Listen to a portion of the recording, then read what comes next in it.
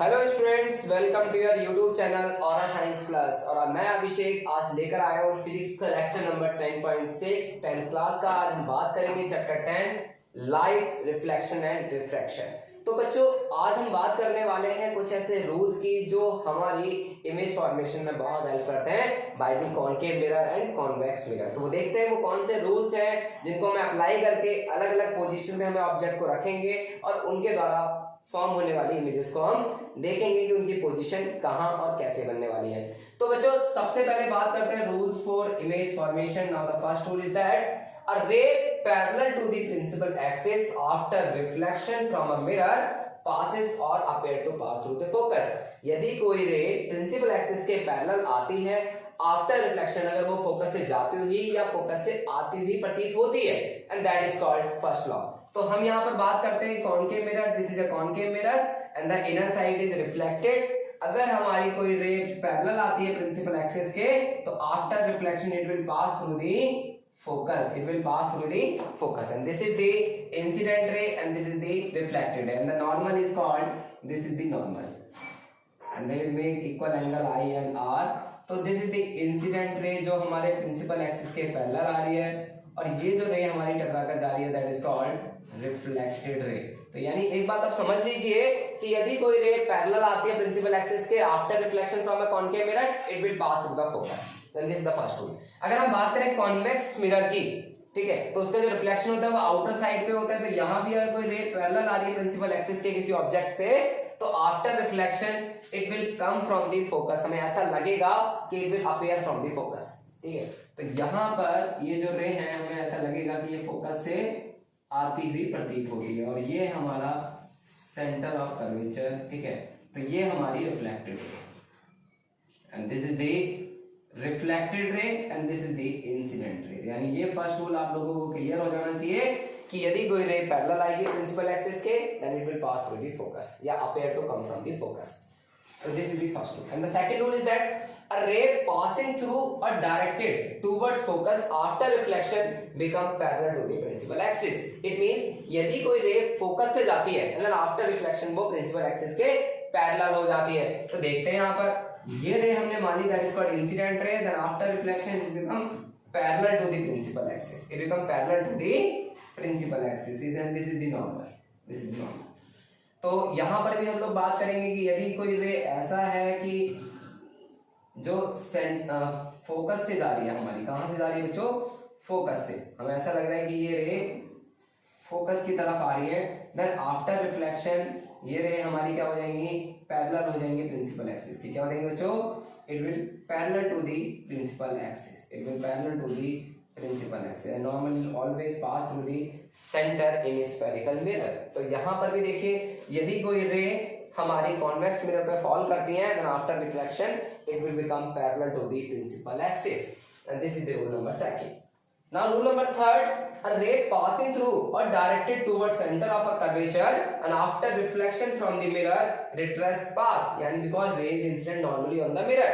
यानी यदि कोई रे सेंटर ऑफ कर्वेचर से जा रही है, तो आफ्टर रिफ्लेक्शन वो सेंटर ऑफ कर्वेचर से ही पास आउट हो जाती है। ऐसा इसलिए होता है क्योंकि यहाँ पर नॉर्मल इंसिडेंस होता है। नॉर्मल इंसिडेंस में आपने देखा होगा I = R = 0 होते हैं बच्चों। तो ये चीज क्लियर होनी चाहिए कि यदि कोई रे सेंटर ऑफ कर्वेचर से जाती है, तो सेंटर ऑफ कर्वेचर से ही रिट्रेस हो जाती है after reflection, and this is the rule number third. और या हमारी ऐसे बोल सकते हैं कि ये ray directed toward the centre of curvature, then it will retrace its own path, कि वो जैसे जा रही है वैसे ही रिट्रेस हो जाती है, and this is the rule number third. Rule number four, a ray incident at pole is reflected at same angle।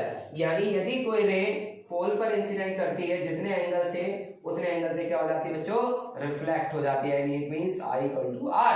यानी यहाँ पर भी हम देखेंगे पोल से गई और पोल से क्या हो गई, रिफ्लेक्ट हो गई। तो बच्चों ये चार रूल्स हैं जो बहुत हेल्प करने वाले हैं हमारी इमेज फॉर्मेशन में by concave mirror and convex mirror. तो बच्चों इनमें से आप कोई भी ऑब्जेक्ट लेंगे हम, तो उसमें बहुत सारे पॉइंट सोर्स होते हैं जिनसे डिफरेंट डायरेक्शन में रेज इमिट होती हैं। For the shake of simplicity आपको दो रे लेनी है, और आफ्टर रिफ्लेक्शन जहां पर भी दो इंटरसेक्ट करेंगी दोनों ray, and the image will be form, and the image will be virtual और real depend on position of object. तो बच्चों ये चार रूल में से आप कोई से भी दो रूल अप्लाई कर लीजिए। बेसिकली आप लोग number first and four rule ज्यादा अप्लाई करेंगे तो बहुत अच्छे डायग्राम्स बनेंगे आप लोग। अभी हम बात करते हैं image formation by concave mirror of each case. तो आप फटाफट से नोट कीजिए बच्चों जल्दी से।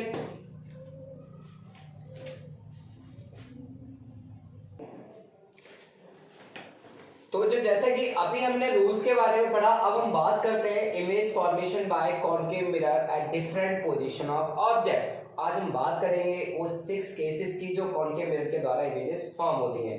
When the object is infinity, यानी केस नंबर फर्स्ट कि अगर आपका कोई ऑब्जेक्ट इंफिनिटी पे रखा हुआ है, मान लीजिए this is a concave mirror and this is the opaque surfaces, we draw the inclined lines on it, and this is the principal axis and which passes through the pole and center of curvature।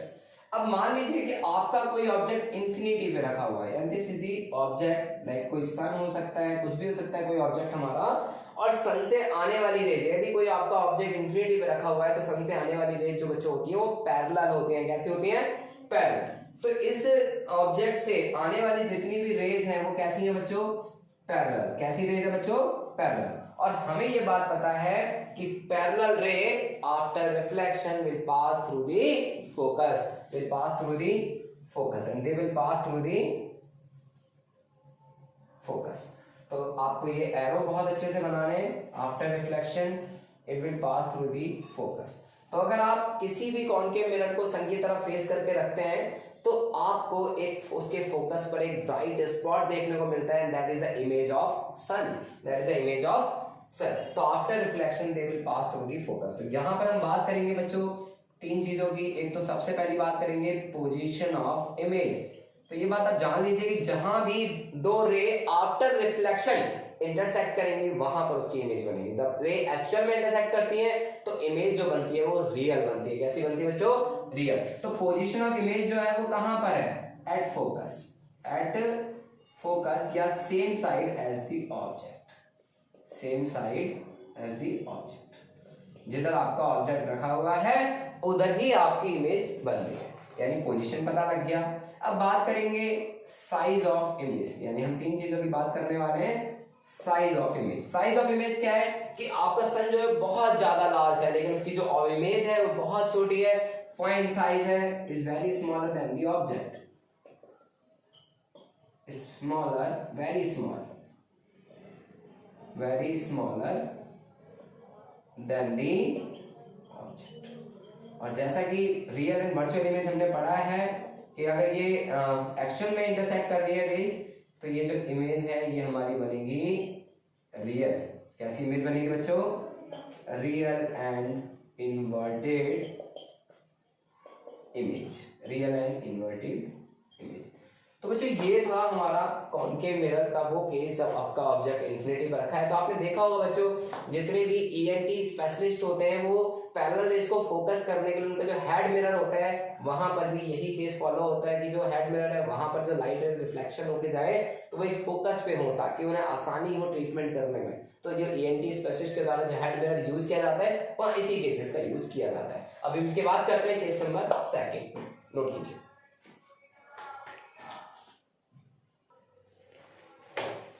तो बच्चों बात करते हैं case number 2 की कि when the object is beyond the centre of curvature, कि अब आपका ऑब्जेक्ट इंफिनिटी में नहीं रखा गया बल्कि एक कॉनकेव मिरर के सेंटर ऑफ कर्वेचर के बियॉन्ड रखा गया। तो जब आपका object beyond the centre of curvature रखा जाता है तो इमेज की पोजीशन क्या होगी देखते हैं बच्चों दोबारा। And this is the concave mirror, this is the concave mirror and this is the principal axis, it will pass through the center of curvature and focus। तो बच्चों आप जब प्रैक्टिकली इसको बनाएंगे तो थोड़ा ठीक से बनाना। आप जैसे स्केल यूज करेंगे तो 3 सेंटीमीटर आप ये फोकस बना लीजिए। और आपको ये बात पता है कि फोकस का दुगना आपका रेडियल कर्वेचर है जो कि सेंटर ऑफ कर्वेचर जो उसका दुगना, तो 6 सेंटीमीटर पर आप इसे बनाएंगे तो आपका इमेज डायग्राम जो है बहुत अच्छा बनेगा। ये जी अब ये हमारा एक एरो से हम किसी ऑब्जेक्ट को दिखाते हैं, this is the real object. और किसी भी ऑब्जेक्ट है इस पे बहुत सारी रे रिफ्लेक्ट हो रही है, डिफ्यूज रिफ्लेक्शन हो रहा है, डिफरेंट डायरेक्शन में रेज स्कैटर्ड हो रही है, उनमें से आपको कोई सी भी 2 रे लेनी है। तो आफ्टर रिफ्लेक्शन एक रे हमने मान लीजिए इस पॉइंट सोर्स से पैरेलल ले ली, और आप लोगों को पता है कि parallel ray will pass through the focus. कहां से पास होगी बच्चों? फोकस से पास होगी। और एक हमने रूल लगाया, रूल नंबर 4 कि यदि कोई रे पोल से स्ट्राइक करती है तो उतने ही एंगल से वो रिफ्लेक्टेड हो जाती है ऑब्लिकली। तो मान लीजिए ये रे हमारी इस पोल से जा रही है, ठीक है, और आफ्टर रिफ्लेक्शन सेम एंगल से ये यहाँ से स्ट्राइक हो गई, है ना, रिफ्लेक्टेड हो गई। तो जहां पर भी ये इमेज कट करेंगे, इंटरसेक्ट करेंगे, वहां उसकी इमेज बनेगी। तो आप देख पा रहे हैं इसका साइज इससे बहुत छोटा है। तो यानी A dash B dash is the image and this is the image and this is the object। तो जब आपका ऑब्जेक्ट बियॉन्ड C रखा गया है तो आप देख पा रहे हैं कि इमेज जो है वो between centre of curvature and focus के बीच में। तो पोजीशन ऑफ इमेज आप देख रहे हैं यहाँ पर कहां पर है, between C and F, between centre of curvature and focus के बीच में है पोजीशन। साइज जो है smaller than the object, smaller than the object, कि आपके ऑब्जेक्ट से साइज बहुत छोटा है। और दूसरी बात, एक्चुअल में रे इंटरसेक्ट भी कर रही है। तो इंटरसेक्ट का मतलब कि जो इमेज है वो रियल इमेज है, और रियल इमेज इन्वर्टेड होती है, real and inverted image. Clear है बच्चों, क्योंकि बिलो प्रिंसिपल एक्सिस जो इमेज होंगी real and inverted image form होंगी। ठीक है बच्चों, तो यहाँ पर हम देख रहे हैं कि जैसे जैसे हम ऑब्जेक्ट को क्लोज लेकर आते जाएंगे वैसे वैसे साइज ऑफ इमेज बढ़ता जा रहा है बच्चों। तो नोट कीजिए केस नंबर सेकंड। अब बात करेंगे इसके बाद हम केस नंबर सेकंड की, जल्दी से नोट कीजिए।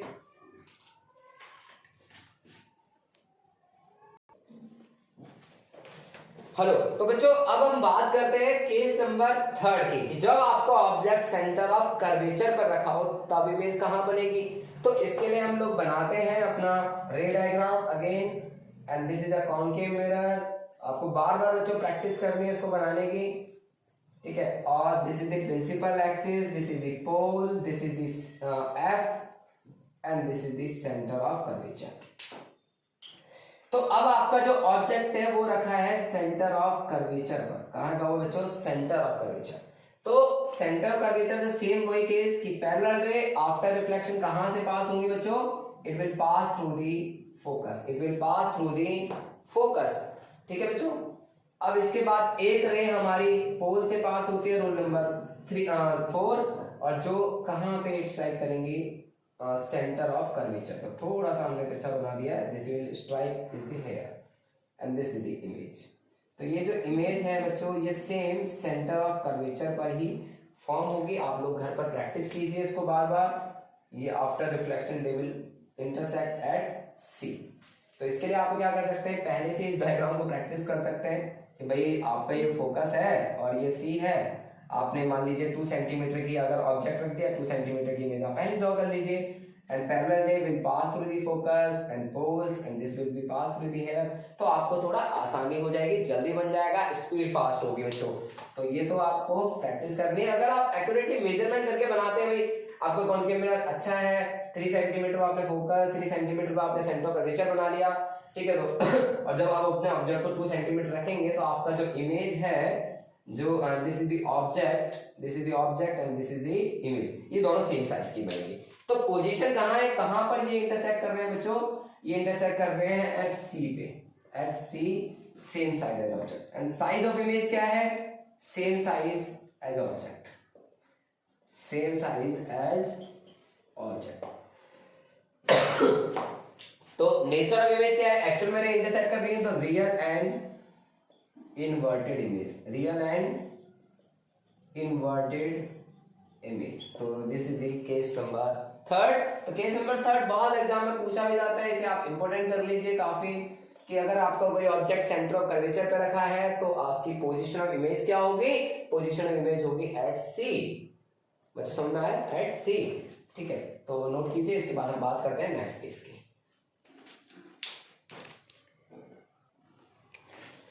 तो बच्चों बात करते हैं केस नंबर 4 की, कि when the object lies between centre of curvature and focus of a concave mirror. यदि आपका कोई ऑब्जेक्ट सेंटर ऑफ कर्वेचर और फोकस के बीच में रखा हुआ है, and this is the principal axis, this is the concave mirror.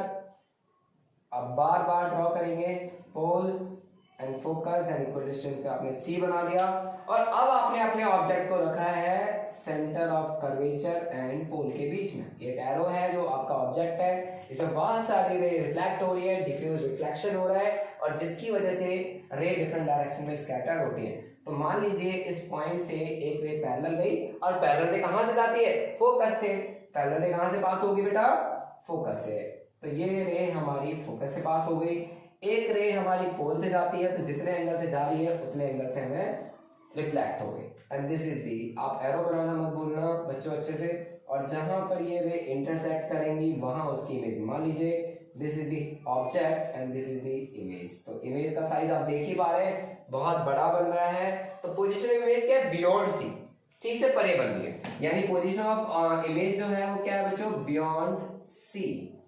And size of image larger than the size of object, larger than the size of object। Nature actual में intersect कर रही है तो नेचर कैसा होगा?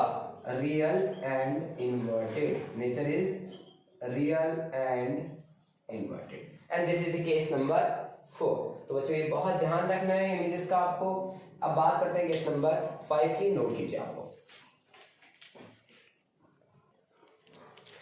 तो बच्चों बात करते हैं केस नंबर 5 की कि when the object is at the focus of a concave mirror, यानी यदि कोई ऑब्जेक्ट आपका किसी फोकस पे रखा हुआ है कॉनकेव मिरर के, तब इमेज आपकी कहां फॉर्म होगी? And this is the principal axis and this is the concave mirror, this is the pole, this is the focus, this is the centre of curvature. तो अगर कोई ऑब्जेक्ट आपका focus पर रखा हुआ है, कहां पर रखा हुआ है बच्चों? फोकस पर, और आपको पता है कि फोकस से जाने वाली पैरेलल रेज कैसी होंगी? यदि कोई रे ऑब्जेक्ट फोकस पर रखा हुआ है और उससे निकलने वाली पैरेलल रे after reflection will pass through the focus. कहां से पास होंगी? फोकस से। और एक रूल नंबर हम 4 लगाएंगे, वो भी हमारी रे क्या हो रही है? पैरेलल। अब ये पैरेलल रे बहुत ही दूर जाके इसी पॉइंट पे मिलती हुई नजर आएंगी, ठीक है, या मिलेंगी, and this point is called infinity and this is the point is called infinity. ये जो इमेज है ये इंफिनिटी पे जाके इंटरसेक्ट करेंगे। तो पोजीशन ऑफ इमेज हम कह सकते हैं कि एट इंफिनिटी, जैसे कि it is just opposite the case number first. जैसे केस नंबर फर्स्ट था कि अगर पैरेलल रे अगर ऑब्जेक्ट इंफिनिटी पे है तो उसकी इमेज आपकी फोकस पे बनती है, और अगर ऑब्जेक्ट को फोकस पे रख दिया जाए तो इमेज इंफिनिटी पे बनेगी। बहुत सिंपल। तो ये हमारा ऑब्जेक्ट था, इससे निकलने वाली रेज एक इंफिनिटी पे जाकर मिलेगी। साइज ऑफ इमेज क्या है? हाईली मैग्नीफाइड, हाईली लार्ज या मैग्नीफाइड बोल सकते हैं, बहुत ही बड़ा मैग्नीफाइड होगा। और nature of image real and inverted, real and inverted. तो इमेज जो है वो इंफिनिटी पे बनेगी, इंफिनिटी पे बनेगी और हाईली एनलार्ज होगी, रियल एंड इन्वर्टेड होगी। और ये केस नंबर जस्ट फर्स्ट का अपोजिट केस है बच्चों। तो ये आपको डायग्राम समझ में। अब हम बात करते हैं केस नंबर 6, जो कि बहुत ही स्पेशल केस है, ठीक है, जहां पर इमेज वर्चुअल एंड इरेक्ट बनने वाली है और जिसका प्रैक्टिकल यूज भी मैं आपको बताने वाला हूं। आप फटाफट से इसे नोट कीजिए।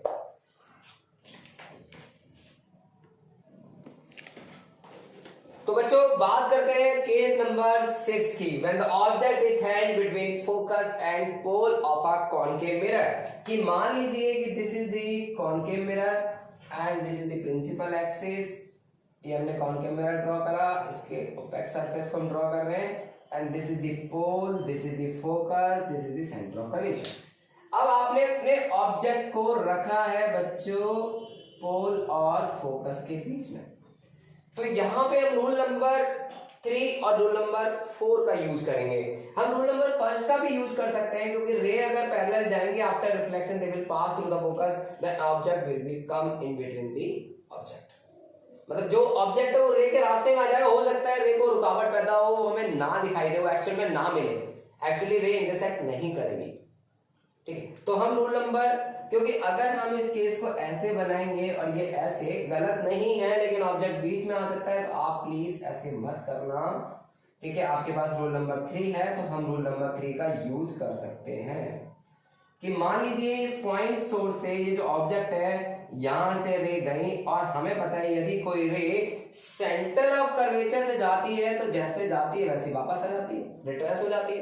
तो रूल नंबर 3 का हमने यूज किया कि रे इस तरह से गई और इस तरह से रिफ्लेक्ट होकर आ गई and they will pass through the centre of curvature. एक रूल नंबर हमने पोल से लगाया कि भाई ये रे गई और हमारी इस तरह से ये रे इधर उतने एंगल पे रिफ्लेक्ट हो गई। अब ये रे इधर नहीं मिल सकते, ये दोनों रे कभी भी इधर जाके नहीं मिलने वाली, तो ये कैसे जा रही है, कैसे जा रही है, कहाँ मिलेंगी, ये मिलेंगी, मिलती हुई नजर आएंगी आपको, और ये नजर आएंगी आपको behind the mirror, inside the mirror, और ये इमेज आपकी यहां फॉर्म हो जाएगी।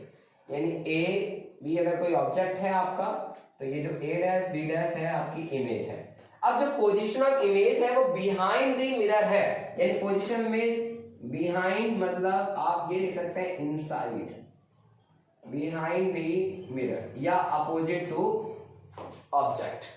ठीक है, ऑब्जेक्ट के अपोजिट साइड में, opposite side of the object के अपोजिट साइड में ये इमेज बनेगी। साइज जो है वो बड़ा बनेगा, larger than the object, larger than the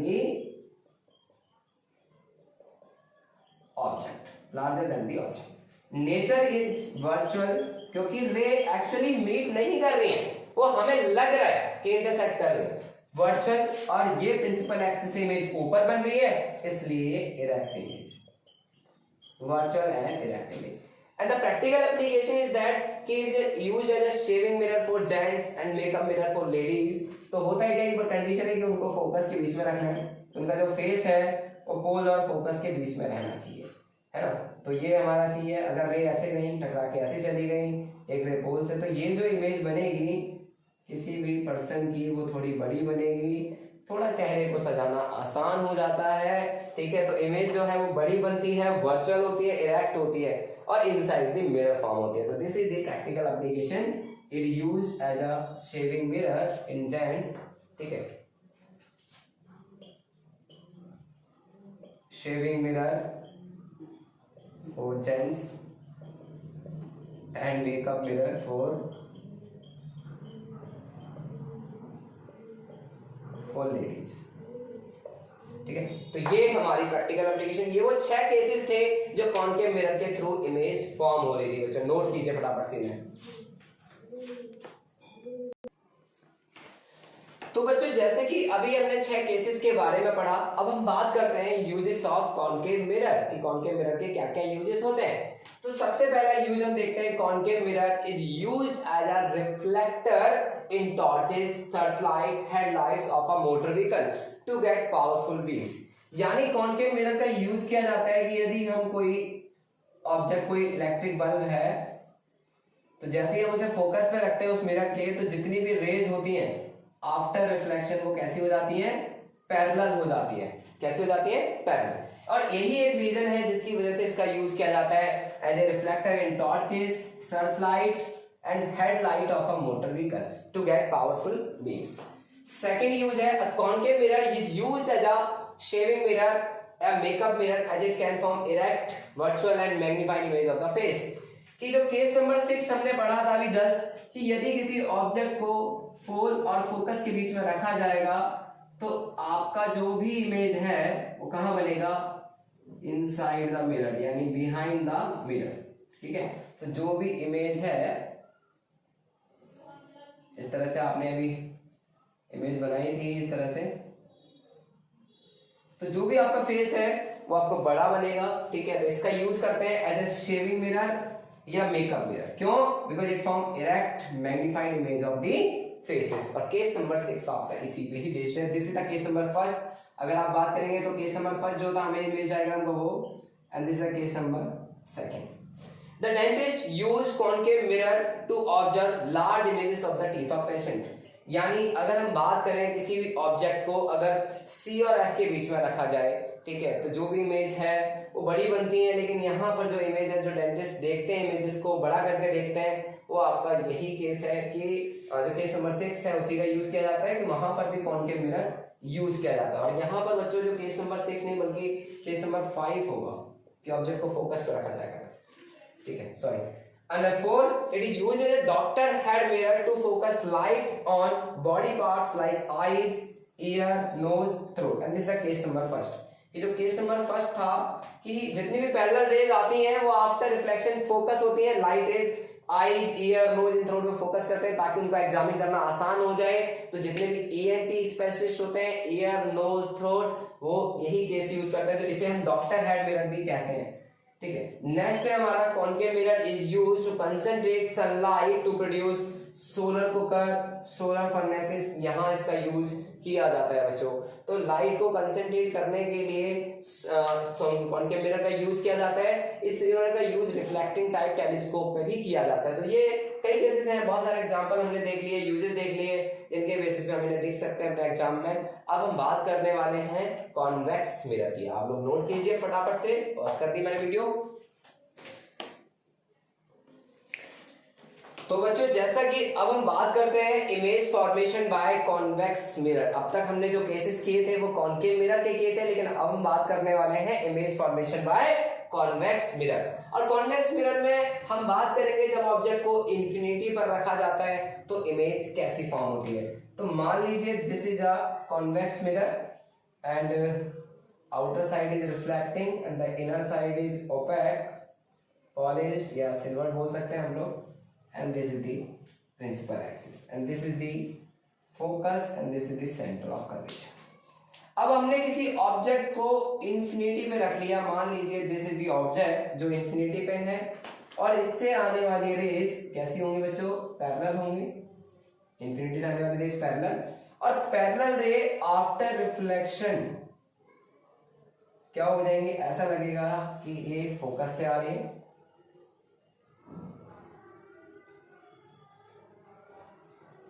तो हमें ऐसा लगेगा कि ये अपेयर टू फोकस। ठीक है, appear to come from focus, these rays appear to come from the focus. तो इसकी जो इमेज है ऑब्जेक्ट की वो कहां बन रही है? Behind the mirror means inside the mirror. तो position of image, position of image कहां है? At focus. And size of image बहुत छोटी यानी very small. Very small means highly diminished. Highly diminished image form होगी, बहुत छोटी होगी। और जो नेचर है वो बिहाइंड द मिरर है। Nature at of behind the mirror आप लिख सकते हैं यहाँ पे, behind the mirror. Nature of image आपकी जो है वर्चुअल है, क्योंकि इमेज जो रे है वो एक्चुअली इंटरसेक्ट नहीं कर रही है, और वर्चुअल और ये प्रिंसिपल एक्सिस से अबव है, तो वर्चुअल एंड इरेक्ट इमेज। तो this is the case when the object is placed at infinity. जब किसी ऑब्जेक्ट को आप इंफिनिटी पे रख देते हैं तो आपकी जो इमेज है वो फोकस पर फॉर्म हो रही है, हाईली डिमनाइज्ड है, highly diminished and virtual and erect image, and this is the case number first. अब बात करते हैं केस नंबर सेकंड की। नोट कीजिए आप लोग। तो बच्चों केस नंबर सेकंड में देखते हैं हम लोग कि when the object is at a finite distance from a mirror, यानी फ्रॉम द कॉन्वेक्स मिरर, कि यदि कोई ऑब्जेक्ट आपका फाइनाइट डिस्टेंस पे रखा है कॉन्वेक्स मिरर में तो इमेज कहां फॉर्म होगी? Finite distance means anywhere in between infinity and pole. कि आपका कोई ऑब्जेक्ट है और this is the convex mirror and this is the opaque surfaces, this is the pole, this is the focus and this is the center of curvature. आपने अपने object को infinity और पोल के बीच में कहीं भी प्लेस कर दिया। मान लीजिए दिस इज योर ऑब्जेक्ट। इस ऑब्जेक्ट से एक रे हमारी पैरेलल जाती है, पैरेलल रे आफ्टर रिफ्लेक्शन हमें ये फोकस से आती हुई नजर आ रही है। ठीक है, और जो सेंटर ऑफ कर्वेचर है नॉर्मल अगर हम डालेंगे तो ये हमारा सी पे है, और एक रे हमारी पोल से लेते हैं तो जितने एंगल से स्ट्राइक कर रही है उतने एंगल से रिफ्लेक्टेड हो रही है, तो ये कभी नहीं मिलेंगी, और ये रे हमें कहाँ मिलती है प्रतीत होंगी? Inside the mirror. ठीक है, तो ये जो इमेज है वो आपकी यहाँ फॉर्म होगी, ए डैश बी डैश। तो इमेज जो है वो between P and F, and position image between P and F behind the mirror means inside the mirror. ठीक है, size of image smaller than the object, object से बहुत छोटी होती है। Nature of image virtual image है and erect image. और यही रीजन है कि कॉन्वेक्स मिरर हमेशा वर्चुअल एंड इरेक्ट इमेज बनाता है, इसीलिए इसे साइड व्यू मिरर या रियर व्यू मिरर के तौर पर भी यूज किया जाता है, जो कि अभी हम कॉन्वेक्स के यूजेस पे देखने वाले हैं बच्चों। आप ये नोट डायग्राम बनाइए फटाफट से, फिर हम बात करते हैं uses of convex mirror. Note कीजिए। तो बच्चों बात करते हैं uses of convex mirror. Convex mirror is used by driver of automobiles like car, truck, buses as a rear view mirror. Convex मिरर का यूज किया जाता है रियर व्यू, क्योंकि इसका बहुत ही वाइडर फील्ड ऑफ व्यू होता है, ये काफी वाइडर फील्ड ऑफ व्यू आपका कवर करता है, ठीक है। तो ये सबसे बड़ी बात है कि कॉन्केव मिरर का यूज काफी बड़े फील्ड ऑफ व्यू को देखने में यूज किया जाता है, ठीक है। तो ये चीज एक बहुत इंपॉर्टेंट है आपके लिए। These mirrors are fitted in the side of the vehicle, enabling the driver to see traffic behind the safe driving। यानी कोई भी अगर आपका व्हीकल पीछे आ रहा है, ठीक है, मान लीजिए दिस इज अ व्हीकल, तो ये जो इमेज है ये इसके अंदर बहुत छोटी नजर आएगी, ताकि वो ट्रैफिक को देख सके, ठीक है, और उन्हें साइड दे सके। तो एज ए कॉन्वेक्स मिरर जो है वो एक रियर व्यू मिरर है, जो आपके साइड व्यू मिरर में यूज किया जाता है। क्यों? Because it always form virtual much smaller and erect image of object. दूसरा हमारा है to lighting the larger area. मान लीजिए कोई बल्ब है, उसके पीछे अगर आप कॉन्वेक्स मिरर लगा देते हैं तो काफी फील्ड जो है वो लाइटनिंग हो जाएगा। तो वाइडर फील्ड ऑफ व्यू के लिए इसका यूज किया हम लोग करते हैं। या आप किसी बिल्डिंग को देखना चाहते हैं, बहुत ऊंची बिल्डिंग है, उसको हम देखना चाहते हैं, तो कॉन्वेक्स मिरर का यूज किया जाता है। तो बच्चों ये आज हमने बात की इमेज डायग्राम, ठीक है, रे डायग्राम्स और by concave mirror, convex mirror और उनके यूजेस की। तो आपको ये क्लास पसंद आई तो प्लीज ये नोट्स अपनी कॉपी में नोट कीजिए, और ऐसे ही हम मिलते हैं अगले लेक्चर में। Thank you so much.